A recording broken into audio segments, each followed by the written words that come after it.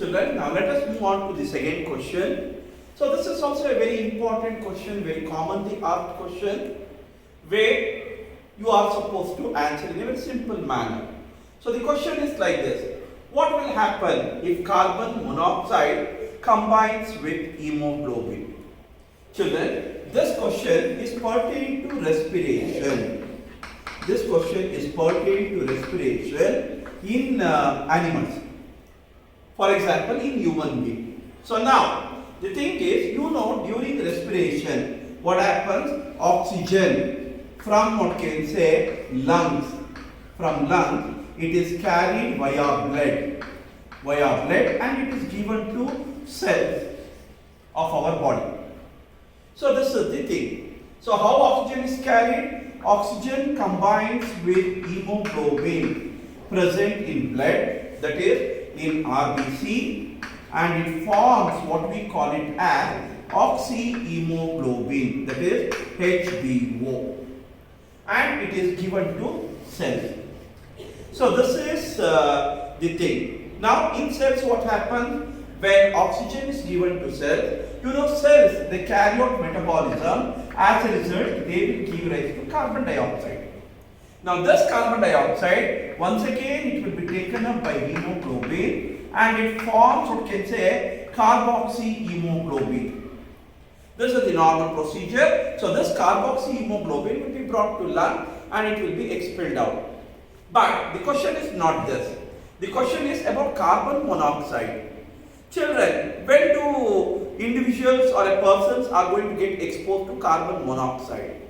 See, carbon monoxide is obtained when an individual is exposed to smoky house fires.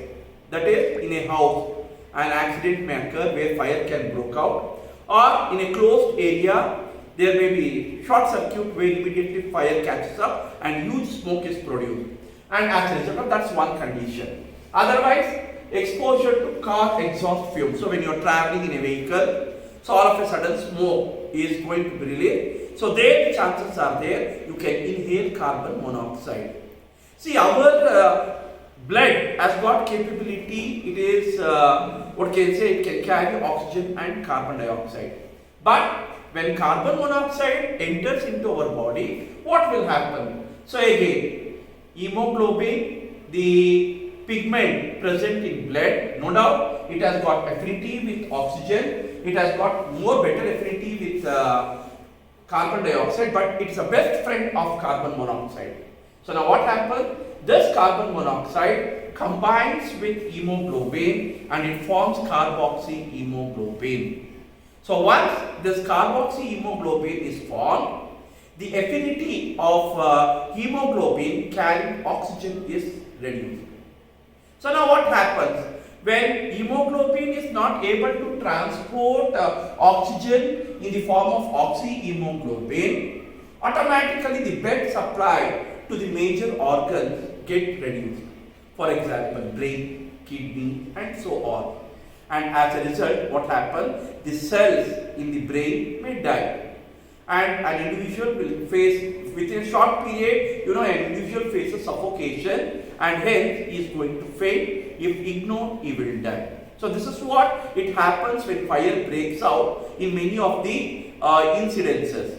So therefore, what is the answer for this question? Carbon monoxide having greater affinity for hemoglobin receptor, thus what can say preferably bind with hemoglobin and forms what can say carboxyhemoglobin. As a result, the blood supply to brain and heart will reduce and an individual is going to face suffocation. And now this phenomenon, you can add just one word, a new word. What is this phenomenon where this carboxyhemoglobin toxifies our blood? This phenomenon is called as carbon monoxide poisoning. So this is the answer. So you can answer this much for this question.